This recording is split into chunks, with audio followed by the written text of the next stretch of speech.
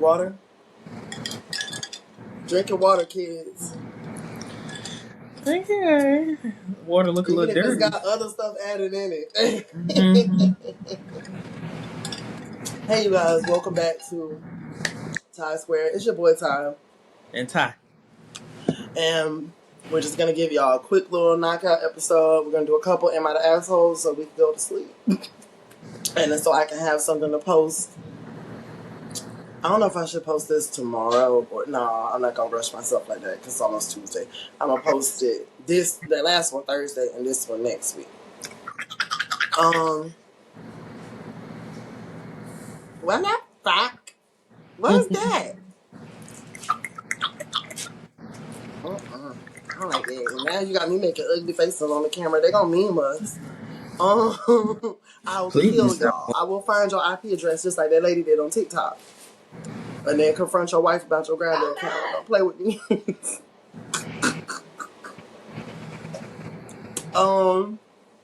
Alright, so am I the asshole for ghosting a friend who confessed feelings for me while being engaged to someone else? No. Alright. Oh damn, this long as hell. Oh Lord, okay. I'm about to bring out my mile a minute voice, y'all. So if you are watching this sped up, go ahead and slow it down. I want to read it. Okay, well go ahead. I'm gonna send it to you. Yay. I don't like how my iPad, like I have to type out your number on my iPad. On my phone, it'll just do your contact name. It's annoying. If someone We should start doing that anyways.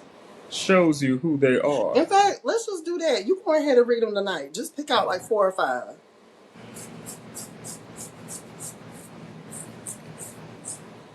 Oh, whoa. I know Okay. if you want to read it. Go ahead. Put my glasses on. Alright. Am I the asshole for ghosting a friend who confessed feelings for me while being engaged to someone else? Backstory, I, 32 female, met friend K, 35 male, when I was in middle school and he was in high school. I had a crush on him for the very brief time, but never told anyone because my best friend at the time, M, had feelings for him that he reciprocated. K and M had a very complicated relationship where they wanted to be together but couldn't because her parents were so strict. Their secret relationship got messy and she cut him out of her life. He was completely heartbroken. Because she was my best friend, I lost contact with him also. A couple of years later, my own friendship with M had issues and she moved away without even telling me she was leaving. Cut to nearly 20 years later, Kay reaches out to me on social media to reconnect. We began talking regularly and playing video games together. We bonded over the fact that each of us have a bit of emotional trauma from our relationships with M ended.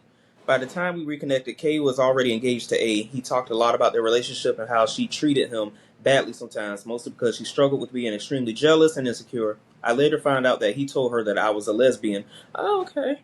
Which I'm not, so that she wouldn't be upset about our friendship. Throughout our renewed friendship, Kay almost constantly talked about M. He hadn't seen or spoken to M in 20 years, but stalked her on social media and even paid to see her OnlyFans content. He told me that she really fucked him up, but she still loved her and would leave his fiance to be with her if she showed up one day wanting to be with him. I clocked this as extremely unhealthy, but I didn't judge him.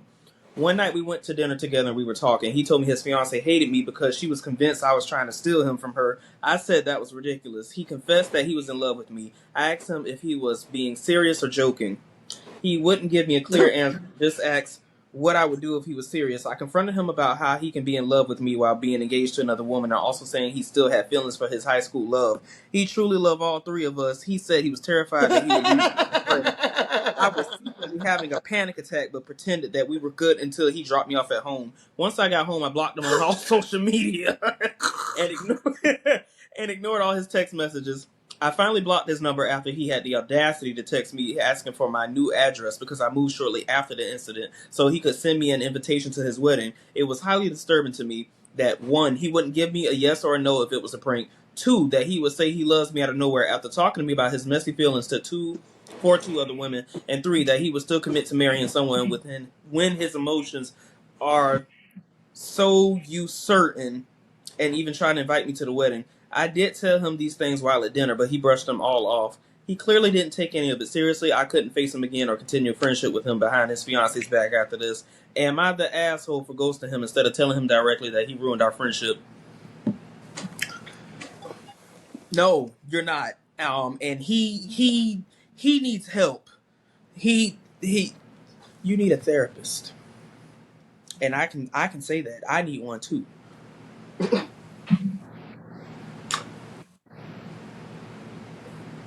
Yes, all men. Because only a nigga, regardless of the race / flavor, is gonna say, I love all three of y'all. And think it's supposed to mean something to somebody. Ah! Um, Ow. no, she's not. Nothing good can come of that relationship continuing. The engagement, the high school sweetheart, everybody should just leave him alone. And when stuff like this happens, y'all be like so far on the romance side of things. Excuse me. Which is, I mean, I get it. The betrayal, the backstabbing nature of him and men who move like him, but the STDs. The STDs. Because if he's saying, I love this one, I love that one, I love that one, I'm assuming there's relations with all of them. Outside of maybe her. Because it don't sound like she alluded to them doing anything. Did she? He's always been in the friend zone with her. Okay, all right. Okay. Yeah, but the other one he hasn't talked to in years, and so he isn't messing with her either. Oh. He's just weird. Therapy.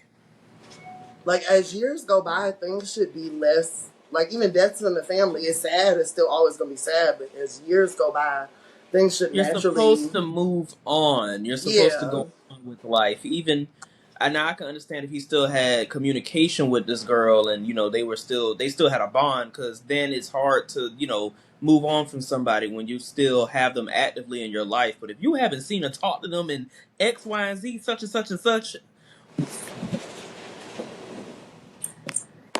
He's weird. He's a weird boy. Alvin. All right, next one. Friend is In ending our conclusion, friendship. she is not the asshole. That's my Yep. gavel. That's your gavel. Okay.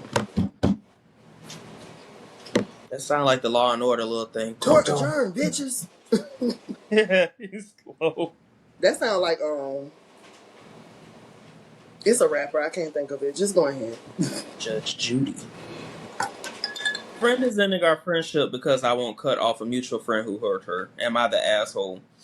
I have two friends. One I'll call Sarah. We have been friends for 14 years and have been through a lot together. The other, Emma, was a close childhood friend of Sarah's who she introduced me to about 10 years ago. I've been friends with Emma for about 5 years now. Not as close as with Sarah, but we've gone on many group trips together, have hung out independently a number of times, and exchanged texts regularly.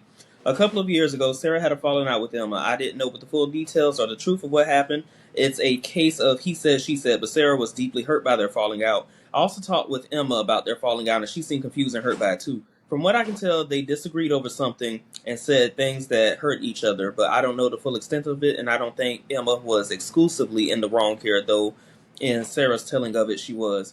I have developed my own independent friendship with Emma over the years, and we happened to move to the same state in the same year, went on hikes together, went on group trips together, and our own relationships separate from Sarah, now be it not as strong. After their falling out, I stayed in touch with Emma, but didn't bring it up with Sarah because I thought it would be just cause her more pain. Sarah had a falling out with another mutual friend around the same time, and I just tried not to bring either of them up. It felt like that would make her feel left out or sad. Recently, I mentioned I was going on a trip with Emma, and Sarah became very upset. She said she can't be friends with me knowing I'm friends with Emma, and that by maintaining this friendship, I'm betraying her and showing that her pain doesn't matter to me. She's calling me untrustworthy and deceitful for not telling her I stayed in contact. I apologize for not being upfront about staying in touch. I realize I should have handled that better. But I don't think it's fair to ask me to end a meaningful relationship over a conflict I wasn't involved in. I told her I can support her without picking sides in their fight. She told me that she doesn't think she can trust me anymore knowing I stayed friends with Emma, and it feels like she expects me to sever the friendship. I told her that while I know I could have handled the situation better, I don't think it was wrong of me to stay in touch with Emma, and that it hurts me to know that my value as a friend is negated by this. I have prioritized Sarah so many times over the years, and I have really done my best to be a good friend. This isn't the first time she's had falling outs with mutual friends. There's a pattern here. Am I wrong for not cutting off Emma to prove my loyalty? Eddie, Just to be clear, Sarah and I were much closer friends than Emma and but I still value my friendship with Emma and the experiences we shared independently. Edit again.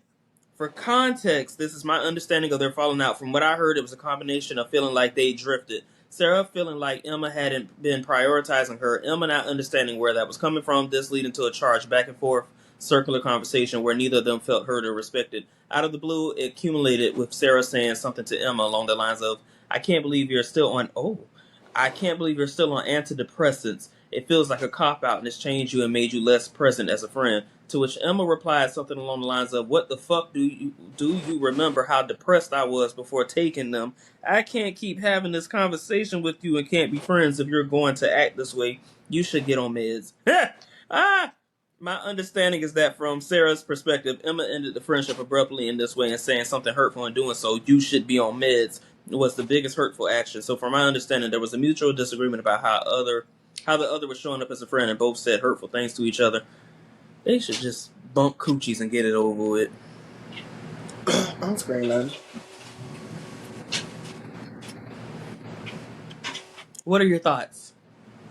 I'm sorry. I was reading the text. I should have had this on Do Not Disturb. Are you going to? Can you go over what the major infraction was again? I'm sorry.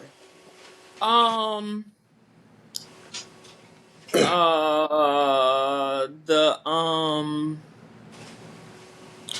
Lord, I was trying to go find it again. That's my bad. Basically, the first girl who she's been friends with for the longest said that the other girl wasn't being a good friend to her or whatever ever since she got on her antidepressants, and said something along the lines of long story short, to me, you need to stop taking your medicine because you're being a bad friend. And the friend she said it to was like, do you remember how depressed I was before taking the antidepressants? Maybe you need to get on some. So because she told her she needs to start taking medication after telling her she needs to get off of her medication, she ended their friendship. Yeah, y'all can just go ahead and part ways. Because it sounded fickle anyways. For me, the only thing that was going to make sense, I thought this was going to be more. So first of all, I thought the conflict was going to be an actual conflict. Like something crazy, like you fucked my man. Like they got to be, because I mean we not falling out over no simple shit like that. Hell, the women on the Housewives be telling each other to take their medication and shit. I don't think people should throw around mental health jabs like that. But at the end of the day, I thought it was gonna be like she slept with the friends. The mutual friend was told that like one of the friends slept with the other friend's man and is still trying to be friends with her. Like some shit like that. Okay, then I'd side eye you continuing the friendship. But this sounds like some. Y'all could just go each other separate. Wait, raise is crazy. I gotta go my own way. What about us? And what about everything we've been through? But what about us? Okay, alright. Shout out to High School Musical too. But yeah, I don't they can just dissipate the friendship. It's okay. That's just weird to have a friendship of that long of an amount of time and that simple comment, unless there's like maybe a history of family mental illness, familial mental illness, and like it's a sensitive spot. I can't really see why that would be grounds to end the friendship, but it sounded like maybe I was on the way out anyways, and this was just the one comment that, like, dissipated it, I guess. Hey, you guys, if you've enjoyed our podcast thus far, make sure you give us a like down below. Leave us a comment. Let us know what you would like us to discuss. And if you would like to follow us on our other social media platforms, they are listed below in the description box. Please head over to Spotify to check us out. All you have to do is type in Tie Squared. Yeah, yeah. Shake the sign, shake the sign, shake your sign, shake your sign. Yeah. And if you didn't like the episode, what you want, grandma?